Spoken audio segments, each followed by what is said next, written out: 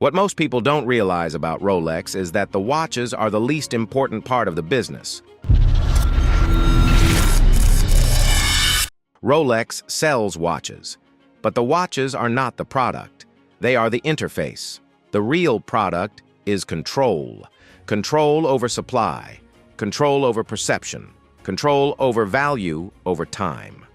Because Rolex doesn't profit from selling watches like a normal company. Rolex profits from managing scarcity, and scarcity is a business model.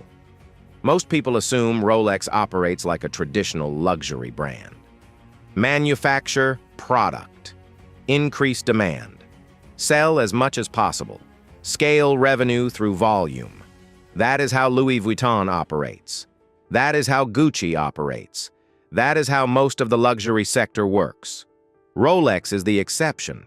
Rolex could double production tomorrow. They could sell every watch they make. The demand is there. The waiting lists prove it.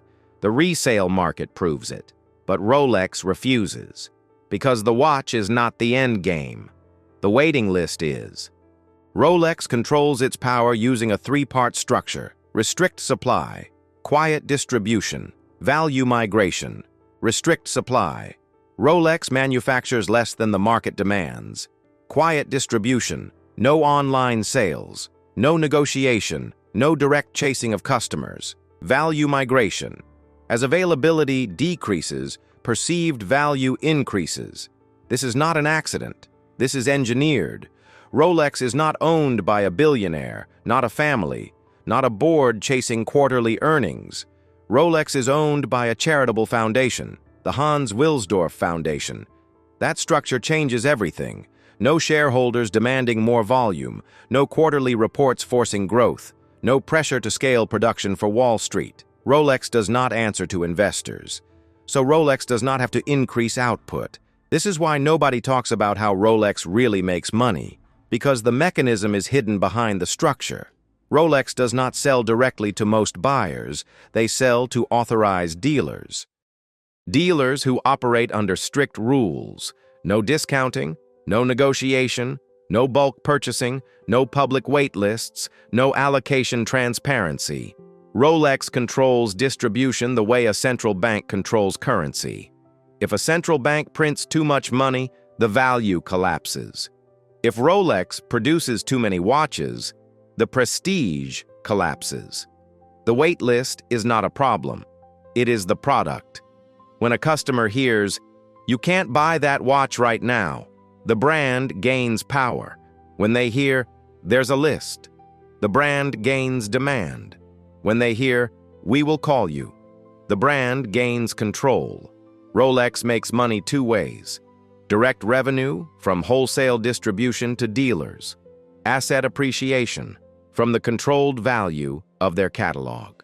When Rolex restricts supply, value increases without advertising.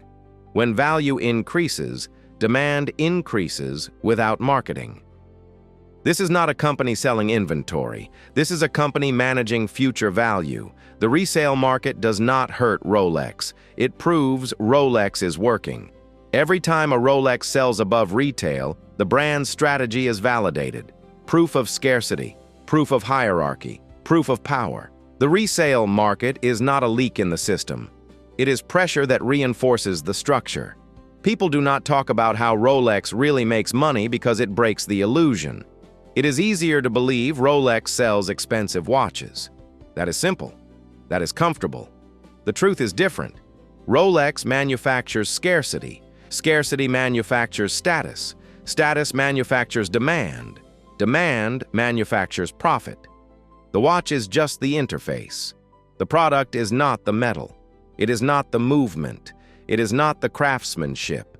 The product is the distance between the customer and the watch, because distance creates desire.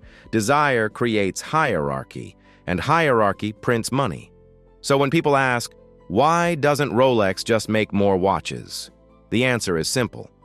The money is not in the making. The money is in the withholding.